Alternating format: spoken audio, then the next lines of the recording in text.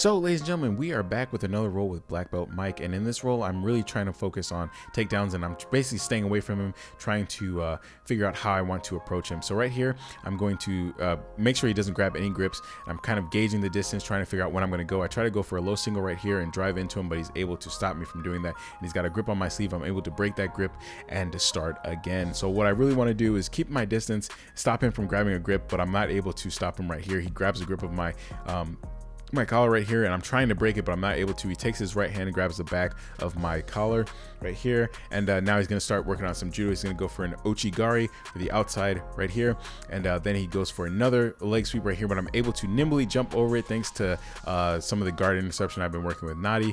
And so here I'm really just trying to stop him from doing any more of those judo throws. So what I'm trying to do right here is go for a sweep single right here. So what I want to do is pull on his collar, pull him down, and try to scoop up his leg. I'm not able to do it right there, and I thought he was going to go for another foot sweep, so I immediately start to jump in the air and stop what I thought was going to be another foot sweep. So right here I try to grab his leg and I go for a single leg. So right here I've got the single. I'm bearing my head, my ear and head to his heart. He's starting to push my head down, so I know I need to start cutting the angle and trying to take him down. So I drive him one way and I pull him the other way, and then I drive him back the other way, and I'm able to get the takedown. But right here he's going to take his left leg and go in for a butterfly hook and start to come up, and I know I don't want to stay on the ground, so I immediately do a technical stand up and get back up and keep the fight on the feet. This is the most I usually stay on the feet. I usually pull guard or immediately pull the person down, but Mike is obviously a black belt and very, very skilled, so he knows what I'm trying to do. So right here, kind of keeping a grip on his belt and on his collar, and I'm kind of just trying to drag him down to the ground and pick up a leg. So I tried it right there, and he's able to come up and go for an angle pick, which I'm able to dodge right there.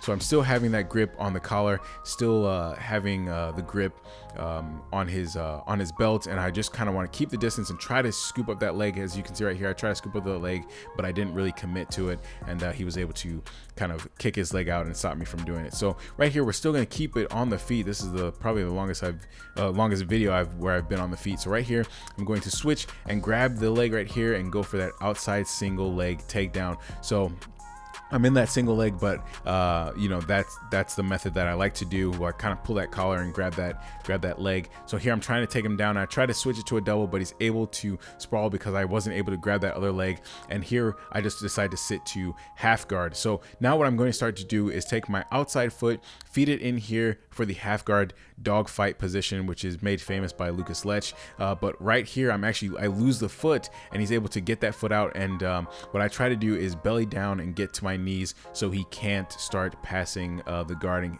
hop into side control. But in doing so, he's able to start getting a grip on my collars right here and start taking the back. So he's got one hook in, and I'm really going to start fighting these arms. I really don't want him to get into any position where he can start taking the back and finish the fight. So right here, I'm able to get my hips down. He tries to get his hook in. I think he had the hooks in for 3 seconds, but I'm able to clear it. I get back to my knees, and start making that elbow knee connection and stop him from getting the full back. So right here, what you can't see is my right arm is hooked under his leg, and I want to turn into him right here. But while I turn into him, he's able to lock up a triangle position here. So now I'm in a lot of trouble right here. He starts to force the arm over, grab his instep, and start pulling on my head. And I actually think about tapping. If you look at my right arm right here, I almost thought about tapping, and then I almost thought about tapping again, and I'm like, nah, screw that, let's keep it going. So right here, I'm starting to posture up, and I feel like I'm going to be free, but he's able to handstand and come up into a mounted triangle. So I'm in a lot of trouble right here. What you can't see is my left arm is fighting desperately to keep him from locking the triangle, and somehow, some way, he doesn't get the triangle from the mount. He turns and instead tries to go for a Kimura triangle, but I'm able to snake my left arm under my thigh. If you can see right there, snake it under my thigh and stop him from getting the Kimura position right there. And he still has the triangle position locked up, but it's not, you know, a full-on triangle. So he switches to an omoplata right here, masterful switching. And just like my other videos, this is the escape that I like to do right there. He starts to come up, and right here I'm going to be able to kind of follow him, and I'm going to grab his knees and drive and take him down to the mat. that's another one of the takedowns I usually don't do. I haven't done it on the channel for a while, but I like the double leg takedowns and single leg takedowns and sweep singles and stuff like that. So here I'm going to start to work.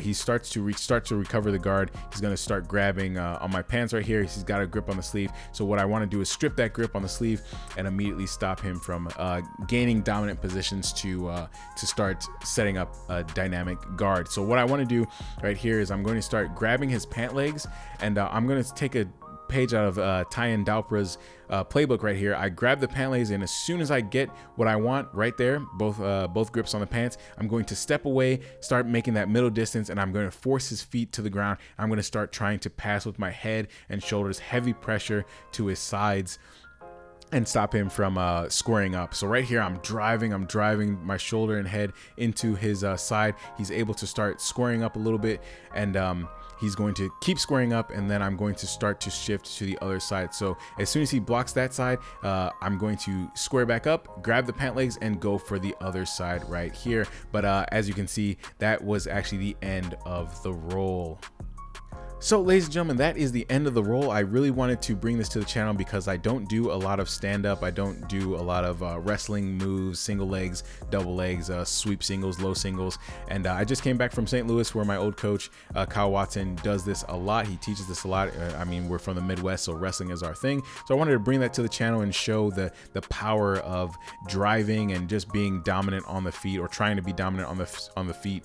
A few of the takeaways for the dogfight position. Make sure if you trap that leg, reap it out as soon as possible so he can't get that foot back.